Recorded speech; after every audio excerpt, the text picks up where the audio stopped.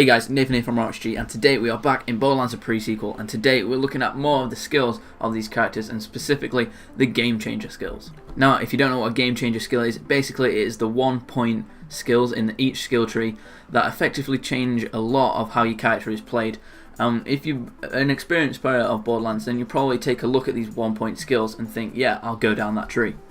Now, as you know, there are 3 skill trees to each character in Borderlands pre-sequel, and each having multiple Game Changer skills. Now, there is always a Game Changer skill on tier 6, which is the last tier in each skill tree, but then there's also usually one around the 3rd tier in each skill tree of a character. And the tier 3 Game Changer is the one that we're going to be looking at today for each character, and if you guys like it, then I will look at the final Game Changer for each character and kind of interpret them and say what I think. And yeah guys, so without further ado, first up we're going to be taking a look at Wilhelm. And first off we're going to be talking about the Hunter-Killer tree specifically, and the laser guided 1-point Game Changer on tier 3. And while Wolf and Saint are active, pressing the action skill button will paint the target under your reticle. Wolf will focus attacks on the currently painted target, and the target will receive increased damage from all sources. If the target is killed while painted, time will be added to Wolf and Saint's duration. So basically this is telling Wilhelm surveyors to attack a specific person that might be annoying you in the battlefield, and when you completely take them out, time will be added to the skill. So potentially you could take out everyone in the battlefield whilst not running out of time with Wilhelm's skill. Next up for Wilhelm we have the Dreadnought tree, and the Game Changer in this is called Termination Protocol, and Fight for Your Life is replaced by Termination Protocol. During Termination Protocol, you can walk at reduced speed, fire your weapons, and constantly shock nearby enemies. If the timer runs out, your power core goes critical, releasing a nuclear explosion. So this guys is basically increasing your chances of survival and hoping that your character will not die.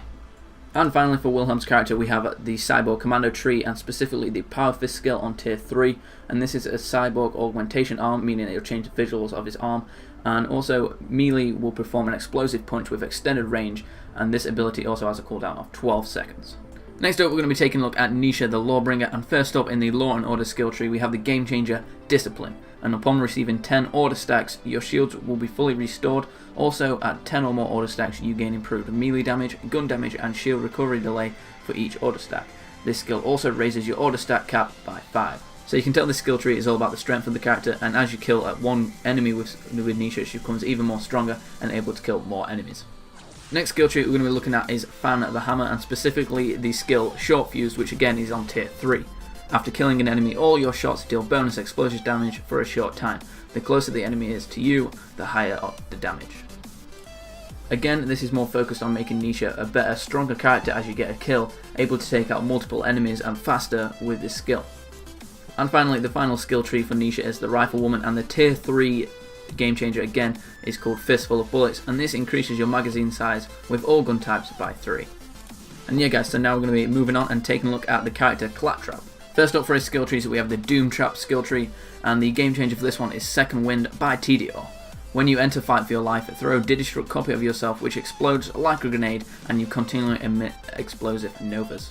Next up we're taking a look at the I Love You Guys skill tree, and You Are Going to Love Me skill specifically on tier 3. Killing an enemy creates a friendship nova centered on the enemy, healing you and your friends in the radius.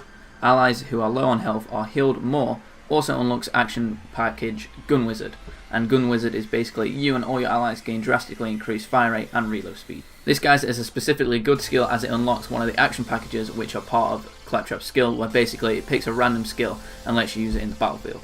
And finally we have the Fragmented Frag Trap skill tree, and this one is a tier 3 skill called Triple Clocked. Multiples the bonuses and penalties of the current subroutine by up to 3. The fewer frag stacks you have, the greater multiplier. Defensive subroutines also receive triple capacity regardless of stacks. Also unlocks action package One Shot Wonder, and One Shot Wonder is every shot empties all of the bullets from your clip. So for what I'm interested in that skill is the action package, because this is basically saying all of your bullets in one ammo clip just empty in one shot. And will it do the same amount of damage? It doesn't specify that, but I believe so. So basically be dealing a lot of damage in just one shot. And finally for this video we're going to be taking a look at the Athena character, and first off we have the Phalanx tree, and the skill is Prismatic Aegis, and it is on tier 3 again, and the Aspis now stores elemental damage type and absorb damage. Multiple element damage types can be stored, and all stored damage types are dealt when the Aspis is thrown. I realise that's a little confusing guys, so I'm going to split that down for you, and basically any elemental damages that the shield absorbs will basically be thrown back at the enemy that has fired it at you. Next skill tree we're going to be taking a look at for Athena is the Xiphos tree, and the skill is Rend, again on tier 3. Your melee attacks cause opponents to bleed, inflicting damage over time. The damage is increased against higher health targets, and the damage also benefits from your melee damage bonuses. So that looks like a pretty good skill in terms of upgrading it with other skills. When you upgrade melee skills, you melee damage in other skills, it will also upgrade that area. And it also kind of looks good because some skills don't have a large effect on bosses, but this one also does seem to have kind of like a bonus effect on bosses.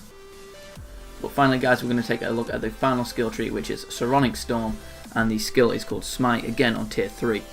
While you are airborne, shooting at an enemy will smite them, causing fire and shock damage in all small areas. The damage increases as you accumulate more stacks of Maelstrom. And yeah guys, so that's it, that was the final skill. If you like this video, don't forget to hit that like button. If you disliked it, hit that dislike button. And if you want to see more Borderlands, then don't forget to subscribe. I'm doing much more videos on Borderlands pre-sequel. It comes out in October, so don't forget to pre-order it for then. And thanks for watching guys.